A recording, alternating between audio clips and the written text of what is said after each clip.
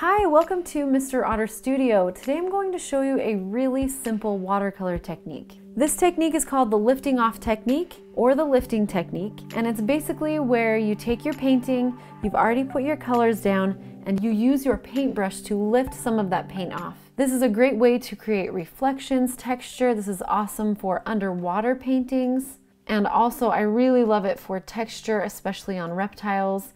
Today I'm going to show it to you on this green T-Rex. Next week, the full Tyrannosaurus Rex tutorial will be posted, but today I really just want to show you this technique.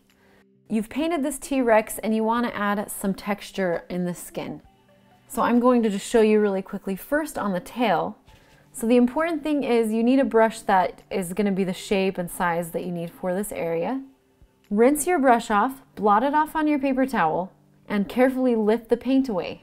That's really it. It's a really simple technique. You can create lines, you can create dots, whatever shape you can paint, you can lift that off. The two tips that I would give you is number one, make sure you're using watercolor paper.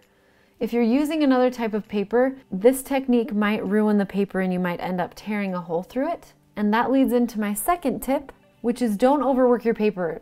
Tip number two, don't scrub through your paper. Even with watercolor paper, if you overwork it, you're going to scrub through it. So just be very gentle with the paper as you're lifting the watercolor off. Have fun with this technique. I would love to see what you've painted with it. I'm really looking forward to some underwater paintings using this technique.